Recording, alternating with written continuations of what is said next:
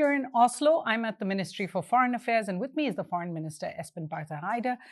Thanks so much for speaking to The Hindu. I just wanted to ask you about India and Norway bilateral ties to begin with. This great announcement on a green strategic partnership, also the EFTA, Prime Minister Modi speaking about a golden era for India-Europe ties at this time. But Norway-India bilateral trade in goods and services is just about $2 billion. Norway is, I think, the 33rd highest trading country with India. What was discussed in terms of how to take this forward, and what was the sort of feedback?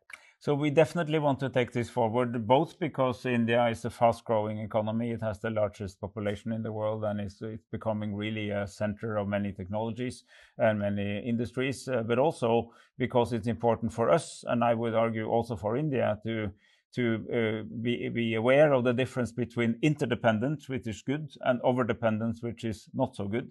And in order to diversify our value chains, I think much of this Europe-India and also Norway-India increased focus on trade is also a way to make sure that we become less dependent on some dominant powers. There's nothing wrong with them per se, but we cannot be that dependent on single source of resource or single source of technology. And that other countries then need to strengthen their bonds, and this is what we're doing.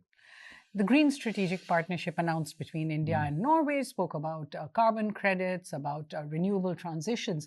But we're also seeing a focus on fossil fuel transfers, LNG and crude oil from Norway to India, perhaps. Is this also driven by an idea of trying to wean India off Russian oil? Of course, we would be happy if India was less dependent on Russian oil, because that would be good for the situation in Ukraine. But I think, frankly, the main point here is that we want to be partners in the energy transition. And energy transition does not go from one day to another. Look at India itself. It has done significant, massive investments in renewable energy. And I think India is better off than it would have been without this strong commitment to renewable. But you also managed to clean up cooking in hundreds of millions of homes through LPG and going from dirty to cleaner fuels. That's still fossil, but it's a better way of using it. So being able to also be part of that transition all the way, not only the end point, I think is important. And we know that you are severely affected by the closure of the Hormuz Straits, because much of this cooking gas has been imported precisely from Qatar and other countries on the inside of that strait. So we take that very seriously. So although the long-term trajectory is to become even greener and more renewable, it's also important to recognize that, for instance, gas is the transition fuel on the way there. Norway is a large exporter of oil and gas, but when it comes to our domestic consumption, we have one of the highest degrees of electrification in the world, second to Iceland, who is the world leader, but we are very high up there. And all our electricity, 100%, is already renewable, thanks to our hydropower and our wind power. That's something we're proud of. That also means that we have experience in how you manage a fully renewable electricity system.